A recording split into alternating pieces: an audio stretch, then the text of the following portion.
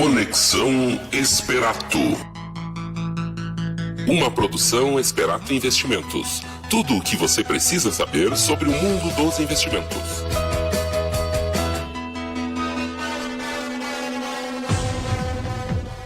Muito boa tarde, sejam bem-vindos ao 26º Conexão Esperato, seu programa sobre investimentos, finanças, empreendedorismo e economia em um só local. A cada 15 dias nos encontramos aqui. Hoje estamos aqui ao vivo pelo Facebook Live. Aí podemos acompanhar também esse início de programa. Quem quiser acompanhar o podcast está lá no www.esperato.com.br desde o primeiro programa até hoje. Hoje é um dia muito especial, após de queda de juros na economia. Estamos aqui, Ranieri de Matos, Felipe Fontana e João Henrique Antunes de Carvalho, sócio da Esperato, para discutir um pouco sobre a economia, essa queda de juros, oportunidades interessantes para esse período de queda de juros que a gente já vem antecipando ao bom período. Nos Estados Unidos, Eliseu Mânica Júnior trazendo as novidades do mercado americano, falar sobre a bolsa de valores, economia que está entrando num ritmo aí mais acelerado de recuperação, que a gente vem falando aí nos últimos períodos em queda de juros. Ontem aí tivemos reunião do Copom, queda de 0,75%, 75 pontos na linguagem do mercado, achando o juro para 12,25% ao ano. Isso faz com que até as próprias instituições financeiras comecem a baixar o juro dos financiamentos. Estamos entrando aí num ciclo de recuperação econômica. Para iniciar então, falar sobre os dados da economia, indicadores, relatório Focus, relatório disponível lá no site do Banco Central, para quem quer ver o que os analistas, o que as instituições financeiras, os principais players do mercado estão vendo o cenário para 2017 e 2018. Relatório Focus lá no site do Banco Central tem as informações, principalmente da inflação, que demonstra aí uma expectativa de IPCA, inflação em torno de 4,43% no final do ano, em torno de 4,5% para o final de 2018, demonstrando mais uma vez uma queda nesses dados. Mesma coisa no IGPM, principal índice dos aluguéis, esperando em torno de 4,95 e 4,8 no final do ano. Taxa de câmbio, ela já vem em período de queda acentuada nos últimos períodos. Os analistas esperam um dólar em R$ 3,30 no final do ano, mas a gente vê sempre quando uma economia melhora, um país melhora, principalmente suas questões fiscais, o dólar tende a se depreciar e o real se apreciar. Muitos analistas aí acreditando um dólar a R$ 2,90 para os próximos períodos. Analistas acreditam, estimam, mas isso tudo dependerá aí dos dados fiscais que a gente vai acompanhando aqui durante esses 15 dias. Selic para o final do ano, taxa Selic que ontem caiu 0,75%, espera-se uma Selic então de 9,5% para o final desse ano, uma forte queda. A gente já vinha falando desde o ano passado, a gente estava em 14,25%, pode chegar a uma Selic 9,50%. E a gente vai discutir no terceiro bloco aqui com o João alternativas que a gente já vem falando para a gente se proteger, né, ter uma rentabilidade interessante no período. PIB para o ano que vem esperando em torno de 0,48% nesse ano, fechamento. E para o ano que vem, notícia boa, um PIB de 2,30%. Para quem vê um PIB negativo nos últimos 3 anos, é muito bom ver esses dados aí. Inflação, então, demonstra controlada. Outro dado também interessante é confiança do comércio. Dados que saiu na Valor Econômico do dia 23 hoje. Confiança do comércio vai ao maior nível desde janeiro de 2015, demonstrando aí os pontos que isso é uma pesquisa feita pela FGV que leva em consideração 1.122 empresas entre os dias 1º e 21 deste mês. Para ter uma ideia aí, entre dezembro e fevereiro, a proporção de empresas prevendo reduzir o quadro pessoal passou de 17,8 para 16,5. enquanto as que se planejam contratar aumentou de 7,2 para 11,1. Infelizmente ainda temos uns dados ainda que muita gente pensando em demitir e contratar, mas demonstra aí que esse nível aumentou em 5,6 pontos, demonstrando um pouco de otimismo em relação aí, né? Como já dizia Ronald Reagan, o melhor programa social é o emprego. Então vamos ver se a gente consegue aí nesses períodos aí cada vez mais gerar mais emprego para nossa população. Isso aí vai gerar uma renda e nossa economia, querendo ou não, entra num ciclo interessante para os próximos períodos. Esses são os principais dados econômicos dessa semana. A gente vê essa semana, ano vai ser muito agitado. Vamos tentar trazer as novidades do mercado financeiro. Terceiro bloco aqui, trocar uma ideia com o João sobre fundos, oportunidades que gerarão lucros, rendimentos interessantes para os investidores. E agora no segundo bloco vamos lá com Eliseu Mânica Júnior, diretamente de Miami, trazendo as novidades do mercado americano e mais sobre bolsa de valores e investimentos interessantes. Vamos acompanhando também pelo www.novoshorizontes.fm.com/NHTV. Um grande abraço ao pessoal do Facebook Live. Terceiro bloco, estamos de volta. Eliseu, é contigo aí. Conexão Esperato. Uma produção Esperato Investimentos. Tudo o que você precisa saber sobre o mundo dos investimentos.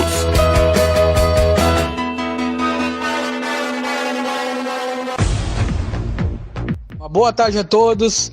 Mais um programa Conexão Esperato. Provavelmente é nosso 26º programa. Eu não sei exatamente quantos programas a gente já fez, mas com certeza já deu aí mais de um ano, né? Está completando um ano nosso programa agora em fevereiro. E eu aqui, Eliseu Mânica Júnior, diretamente de Miami, comentando um pouquinho mais sobre investimento, sobre empreendedorismo, novidades, economia e indicação de livros, cursos que a gente tem feito aqui também e pensando numa melhora, numa evolução pessoal e numa evolução profissional. Nesse bloco, então, eu vou comentar um pouquinho sobre esse andamento, desde que nós começamos a fazer o programa, juntamente com o Felipe, o Ranieri e algumas participações especiais aí do João Henrique, que hoje inclusive está no programa. A gente começou então há um ano atrás, em fevereiro de 2016, e eu vou comentar um pouquinho mais sobre o andamento de alguns índices, né? E como se comportou a economia nesse período. Nós tínhamos no ano passado um momento então de transição, começo de transição, né? Em que havia essa possibilidade de mudança política, e tudo isso gerou efeitos na economia, né? E eu vou mostrar um pouquinho aqui sobre isso e falar um pouco sobre isso. Mas lembrando, a gente não é o nosso foco aqui falar sobre economia sem viés político, mas sim de maneira objetiva, de maneira transparente, comentar sobre o andamento da economia. A gente teve então o risco país lá em fevereiro de 2016. Esse risco ele é medido pelo INBI Brasil, né? E ele mostra quanto que o país tem que pagar para captar no mercado internacional, porque o país ele precisa realizar captação para realizar investimentos, né, infraestrutura e demais investimentos. Então o INBI ele é utilizado assim como um risco país. Ele mostra quanto que um país tem que pagar acima do título do Tesouro Americano. Por que o título do Tesouro Americano é usado como parâmetro? Porque ele é considerado o título mais seguro, né, do mundo. O investimento mais seguro do mundo é o título do Tesouro Americano. E o risco país, então, no ano passado, em fevereiro de 2016, ele estava em 519 pontos. E que hoje, ontem propriamente, dia 22 de fevereiro, o risco país já estava em 279 pontos. Então a gente teve uma queda aí de 47%. Então é algo saudável quando o risco país cai. Por quê? Porque fica mais barato para o país se financiar. Isso aí mostra o quê? Que o país ganhou uma credibilidade perante o investidor internacional, que fez com que diminuísse então esse risco país, né, em 47%. O dólar lá em fevereiro de 2016 ele estava em R$ 3,95 e que agora, dia 22 de fevereiro, R$ 13,07. O dólar então teve uma queda nesse período de um ano, 22,28%. Aqui também o real então teve uma valorização, o dólar teve uma queda, e aí mostra a força do real, mostra que nesse período de um ano aí ocorreu uma valorização da moeda, mas essa valorização da moeda ela é reflexo, sobretudo, da melhora na confiança, né? na melhora da visão, novamente aqui, do investidor com o Brasil, né? Que é refletido tanto no risco país, que diminuiu, quanto no dólar. Já o Ibovespa, que é o índice de ações da Bolsa de Valores de São Paulo, que é o índice oficial da Bolsa Brasileira, ele é medido em pontos, ele estava em 42.520 pontos em fevereiro de 2016. E dia 22 de fevereiro de 2017, então em 68 mil pontos, 589. A alta no Ibovespa, então nesse período de um ano foi de 61,31%. Aqui novamente, o Ibovespa ele é uma média das ações mais negociadas do mercado brasileiro, e que quando há uma melhora, uma perspectiva na melhora dos resultados das empresas que compõem esse índice, o índice como um todo ele sobe. Então subiu, quem investiu em ações aí através do Ibovespa teve uma valorização aí de mais 61,31% em apenas aí 12 meses, né? Nós na Esperato tivemos também bastante acertos nesses últimos 12 meses. Ano passado a gente defendia muito a questão dos pré-fixados, que chegaram aí, investimentos em renda fixa, rendendo 18 até 18,4%. A gente pegou bastante investimento aí, um grande número de clientes pegaram investimentos entre 17% a 18,4%, travados então, ou seja, fixos por 3 anos. E hoje, por exemplo, quem vai investir com 11%, 12% numa renda fixa, enquanto lá há um ano atrás, em fevereiro de 2016, vários clientes pegaram então retornos entre 17% e 18%, travando, né? Outros acertos também, mercado de ações, as ações do Banrisul, a gente teve um ganho aí acima de 190%. A gente já vendeu essas ações, subiram. Qual o motivo da alta dessas ações, né? A gente via que o mercado tinha batido muito, estavam muito descontadas essas ações, e que uma possibilidade de privatização do Banrisul que fez com que elas se elevassem, né? Então a gente achou que já chegaram num ponto ideal e a gente teve uma valorização vendendo então essas ações desde a primeira compra com uma alta de 193%. A gente teve outros ganhos também nos termos de ações, mas o último ganho nosso aí, que vem puxando o clube de investimentos que nós temos no Esperato, e da qual eu sou responsável, né? A gente tem as ações da Magazine Luiza, que começamos a comprar R$ 70, hoje já está ao redor de R$ 190, em torno de 6, 7 meses, então já deu aí em torno de 150% de alta. Lembrando que normalmente o investidor ele fica emocionalmente mais propenso a realizar investimentos num período de alta, né? E é necessário sempre diversificar sua carteira de investimentos, colocar renda fixa, colocar fundos multimercados, colocar uma parcela aí de ações, mas ter sempre parcimônia, ter cuidado ao entrar no mercado de ações, porque fica mais fácil para o investidor ele entrar no momento de alta e ele pagar a conta, digamos assim, entrando no momento em que o mercado aí já subiu mais de 60% nos últimos 12 meses, e ele vai querer entrar agora justamente quando já subiu, né? Então o Magazine Luiza foi um dos últimos investimentos nossos aí com grande êxito. Tiveram várias ações acima de 11%, Card System, Queiroz Galvão em torno de 60% de retorno, múltiplos em torno de 40% de retorno, entre outros aí investimentos, né? Prio 3 é uma empresa PetroRio de petróleo, a gente acredita na alta das commodities. Eu não acho que a Petrobras, tenha certeza, não é uma empresa bem administrada, então não vou investir numa empresa que não tem uma boa administração, né?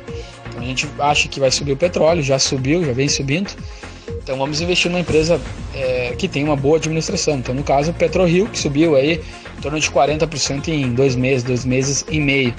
Mas lembrando, ressaltando, a segunda vez que eu comento, sempre ter muito cuidado com investimentos, investir com especialistas, né? Agora partindo para o aspecto dos juros, da taxa básica de juros da economia brasileira, que é medida pela Selic. Então a Selic em fevereiro de 2016 ela estava em 14,25% e ontem, dia 22 de fevereiro, inclusive, tivemos reunião aí do Copom, do Comitê de Política Monetária, que se reúne a cada 45 dias para decidir se a taxa brasileira, a Selic, ela tem que subir ou cair. E aí ocorreu uma posição unânime de queda de 0,75 e os juros Selic então foram para 12,25%. Então nesse período de um ano uma queda na Selic de 14,04%. Por que a Selic ela é importante, a queda dela, quanto juro mais alto é melhor? Porque com isso fica mais fácil para fazer financiamento, para comprar num crediário. Então, principalmente setores como construção civil, que gera muito emprego, né? Questão do varejo também, eles são facilitados quando há uma queda de juros, né? E a queda de juros, ela aumenta, então, ajuda a aumentar aí o crescimento da economia, a realizar o crescimento da economia. Mas é claro, ela tem que andar. Uma queda de juros, na teoria, ela só pode ocorrer quando há um maior controle da inflação. E esse é o próximo ponto que eu vou comentar, que é sobre a inflação. Em 22 de fevereiro de 2016, a inflação medida pelo IPCA, que é o índice oficial da inflação no Brasil, ela estava então a inflação em 10,7%. E agora, dia 22 de fevereiro, ontem, né? A inflação 5,35%. Então quer dizer o que?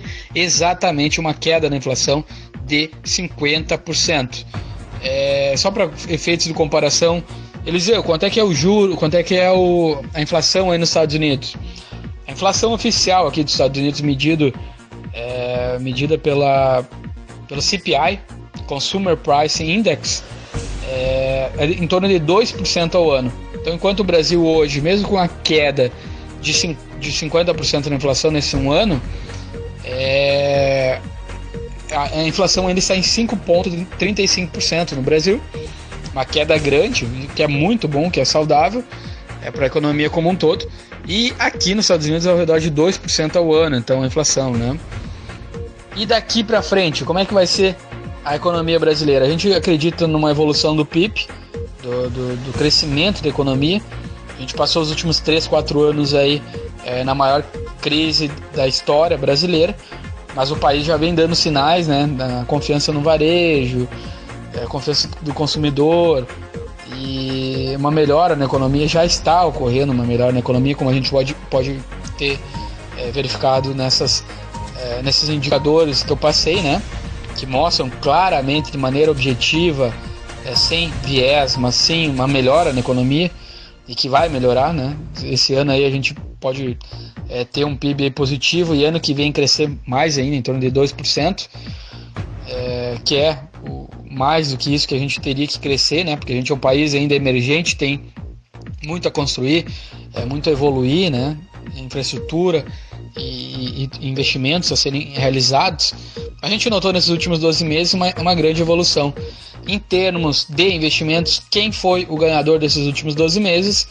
Sem sombra de dúvidas aí, o mercado acionário. O mercado acionário, a gente sabe, tem um risco alto. Como qualquer atividade, o risco ele é minimizado com conhecimento. Então, quanto mais conhecimento eu tiver sobre determinada área, essa questão de risco ela é diminuída, né? Eu diminuo o impacto do risco, né? Porque eu tenho mais conhecimento, consigo controlar no máximo possível, na medida possível, é o risco. Mas o mercado de ações, então, a gente teve então grandes ganhos aí, mais de 60%, e eu, pessoalmente, Eliseu Mânica Júnior, defendo que toda a carteira de investimento tem que ter uma parte de ações, pensando no longo prazo, pensando na evolução. Para as companhias também é útil, porque é uma forma de estar investindo nas companhias, elas precisam, né, desse investimento. Então é uma maneira também de estar investindo no país e ganhar ao lado então de grandes empresas, participando do lucro das empresas e participando do ganho aí, inclusive ganho de capital, subindo as ações, investindo nessas companhias, né? Terceiro assunto então desse bloco, eu tento sempre trazer algumas novidades do que está acontecendo aqui nos Estados Unidos e linkando investimento, empreendedorismo, né? E nessa semana, na última semana que passou, algo chamou a atenção, que foi o Warren Buffett. O Warren Buffett é um dos maiores investidores do mundo, é o terceiro mais rico do mundo, e conquistou toda essa fortuna dele investindo através do mercado acionário, né? E ele surpreendeu a oposição que ele fez. Ele tinha uma posição em Walmart, seria na área de supermercados, né, a atuação da Walmart, e ele vendeu toda a posição. Por quê? Porque a Amazon, que eu já comentei aqui, né, a Amazon, eu comentei no último programa que ela tinha patenteado similar a um centro de logística no ar com drones e a entrega de drones, ela patenteou isso. Mas o Warren Buffett então vendeu ações do Walmart porque pelo crescimento da Amazon, que está fantástico. Eu pessoalmente, após ler essa notícia do Warren Buffett, fiz compra, né? Precisei fazer compras pela Amazon. Estou aqui com ácido úrico alto, né? Apesar de ser novo, parte genética e por consumir bastante proteína, então às vezes acontece. E aí eu precisava de um medicamento. Troquei o celular, né? O cartão de crédito. Fiz uma nova emissão de cartão de crédito e estava fazendo a compra pela Amazon pela primeira vez, né? E estava ocorrendo uma demora. Eu não vi que não estava sendo debitado, né, do cartão de crédito. Então mandei um e-mail para a Amazon. Foi sábado que eu fiz a compra. Umas 5 horas depois mandei e-mail comentando que estava com ácido úrico alto e tal, e precisava de um remédio com urgência. Para minha surpresa, a Amazon em 1 hora, 2 horas depois debitou o cartão, e na segunda-feira já estava aqui na minha casa o que eu precisava, né? Esses comprimidos naturais aí que eu precisava para baixar o ácido úrico, né? Então o que eu quero mencionar com isso? A rapidez da entrega e toda a logística da Amazon, né?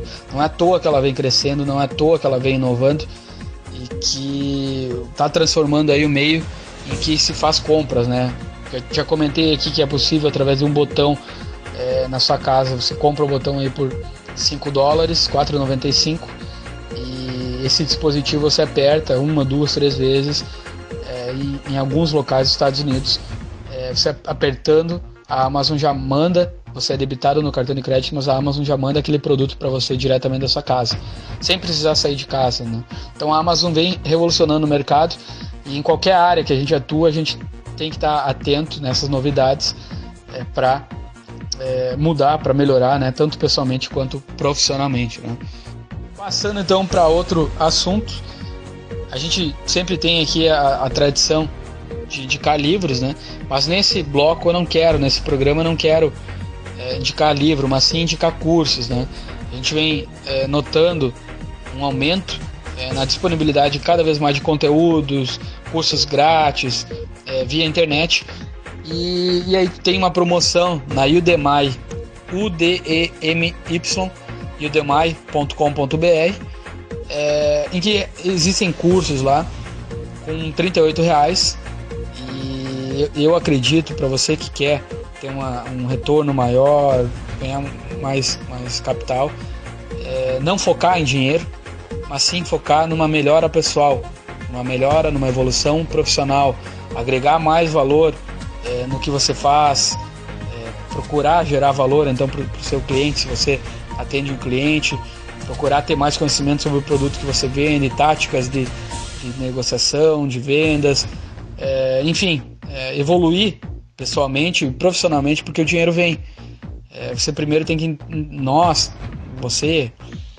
todos nós temos que entregar valor, gerar valor, e aí sim o dinheiro vai vir automaticamente, porque você se torna alguém diferenciado no mercado. Então, para se tornar alguém diferenciado, ter informações, transformar em conhecimento, com o uso empírico, né?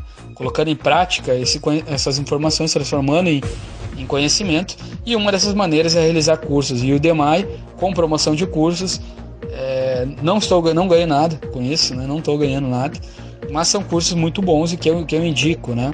Eu inclusive estou vendo um curso, estou fazendo esse curso já em torno de 1/3 do curso. É um curso How to Become a Super Learner. É como se tornar um super aprendedor de coisas, né? Pensar mais rápido, ler mais rápido. No momento que a gente está de muita informação, a gente tem que saber não somente ler, mas aumentar a velocidade de leitura, de retenção dessas informações. E é um curso que, para mim, como eu leio bastante, preciso ler pela questão de trabalhar no mercado financeiro, é um curso que eu acredito que vai somar bastante, que estou gostando bastante, né? E que indico, então, próprio Udemy, entrar no coursera.com.br também, cursos gratuitos, mas, enfim, focar e procurar ser alguém melhor, uma pessoa e um profissional melhor, e com certeza vai ter mais dinheiro aí, vai ter retorno, não somente em termos monetários, mas também sociais, para a comunidade que se vive, né? Transformando a comunidade e trazendo melhoria. Eu vou ficando por aqui, pessoal. Obrigado pela sua audiência, obrigado pelo tempo aí que você está ouvindo aí o programa, 1 ano. Então a gente não completaria 1 ano sem você, e a gente é muito grato também. Quero desejar uma boa tarde. Terceiro bloco aí com Ranieri, Felipe e o João Henrique, diretamente do estúdio. Um grande abraço, muito obrigado, valeu!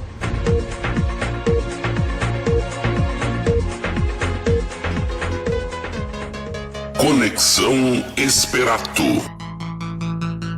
Uma produção Esperato Investimentos. Tudo o que você precisa saber sobre o mundo dos investimentos.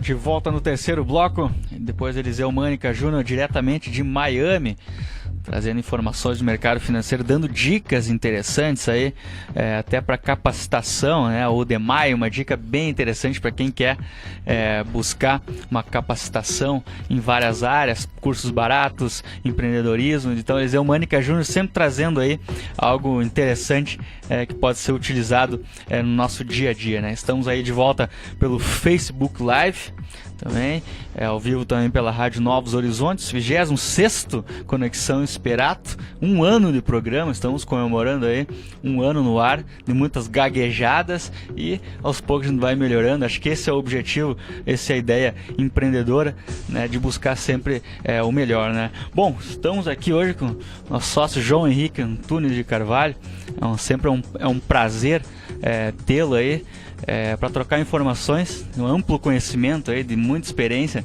em bancos internacionais, e já vou explorar ele aí. Temos um tempo bom aí até o fim do programa, vou explorar ele ao máximo aí pra gente ver essa relação do mercado financeiro.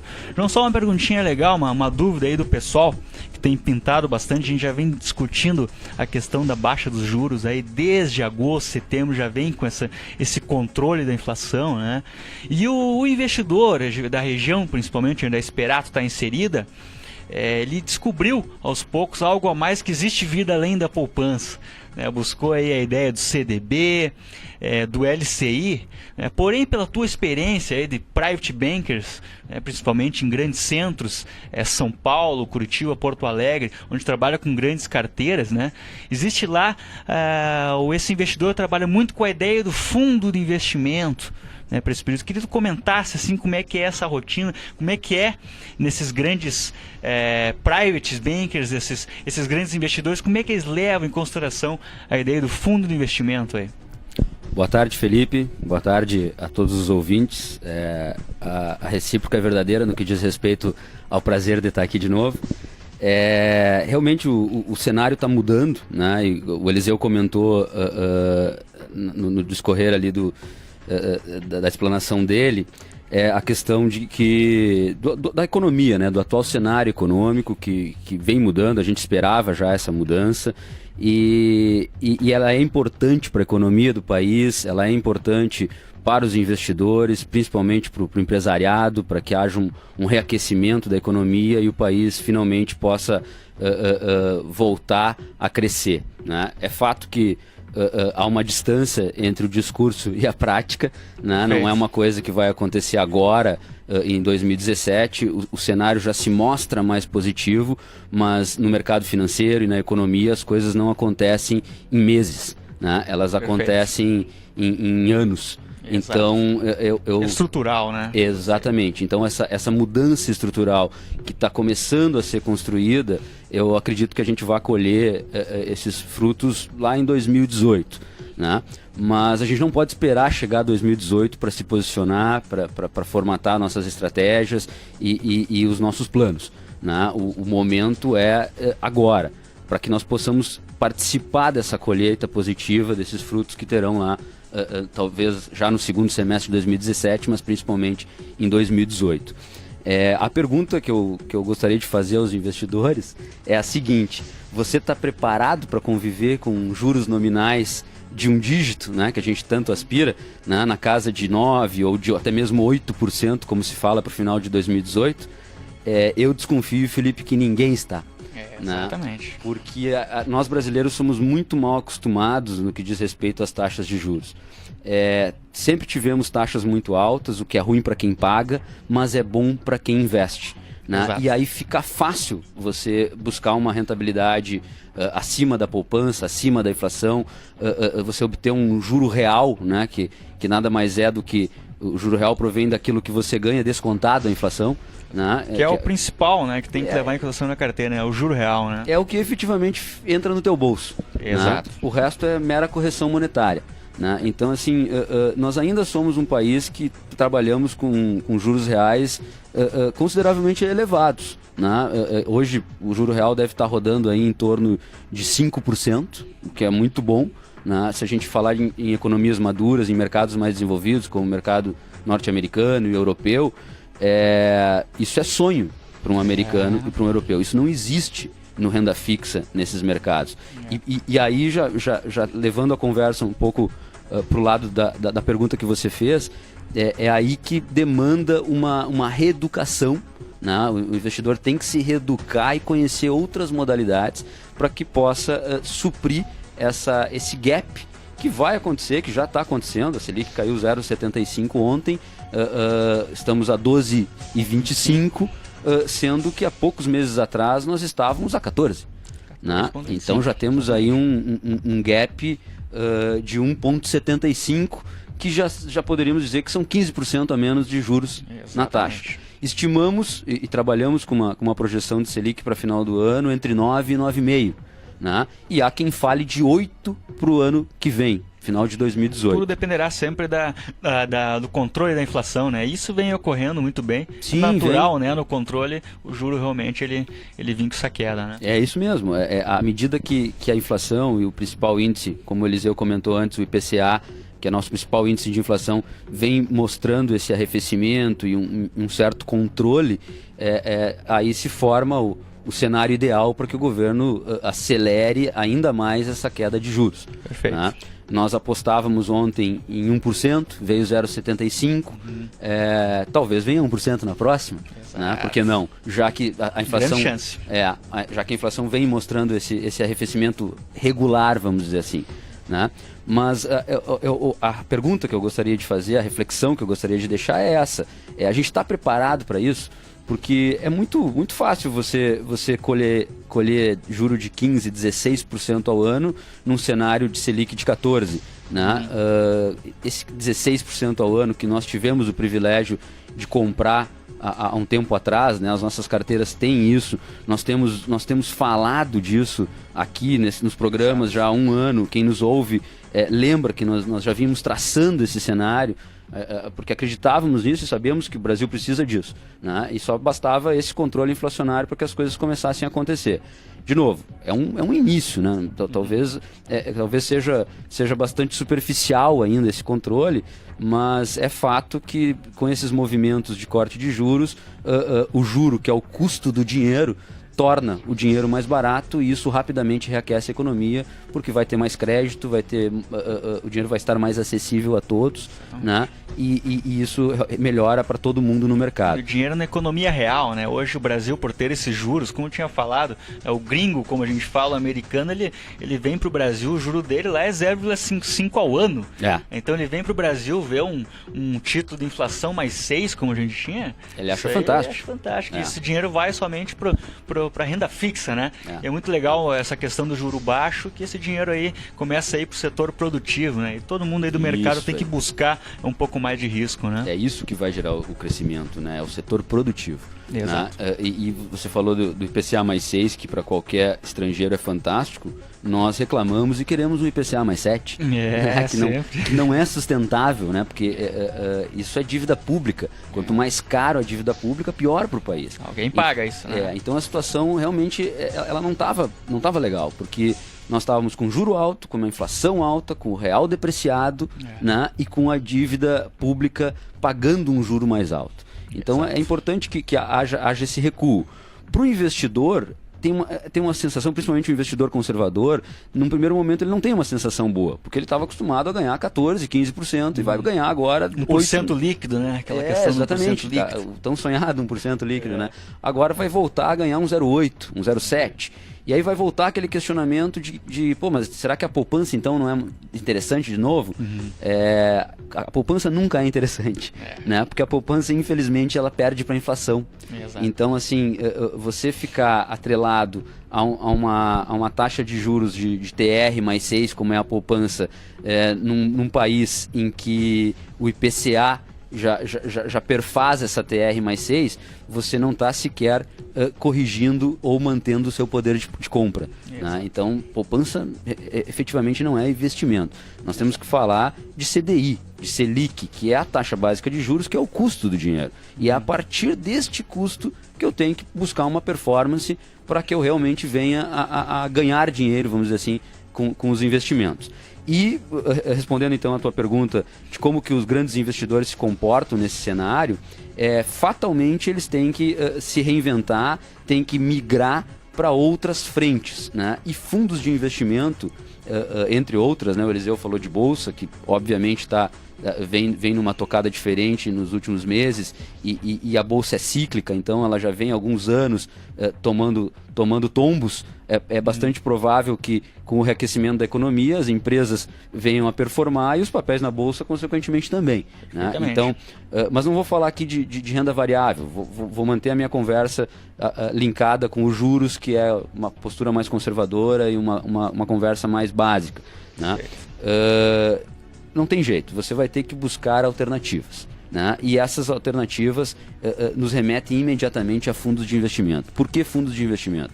Porque se o juro está caindo e se já não é tão fácil buscar uma taxa atrativa num renda fixa padrão, é aí que o nosso trabalho de especialista, de gestores, começa a fazer mais sentido, né? O trabalho do gestor, ele aparece exatamente, ou ele deveria aparecer exatamente no momento adverso, né? Porque é aí que a especialidade faz todo sentido. E os fundos, principalmente aqueles que a gente distribui, eles trazem uma gestão ativa, né? Porque se a gente está falando, por exemplo, em queda de juros, nós como estrategistas, ou até mesmo o investidor comum, deveria buscar um pré-fixado, por exemplo. Já que eu sei que o juro está caindo e continuará caindo, então eu vou me pré-fixar que o mercado cai e eu não caio, né? Só que se você for fazer isso agora, esse papel pré-fixado, esse investimento pré-fixado, ele já caiu também, porque o mercado vem precificando isso antecipadamente.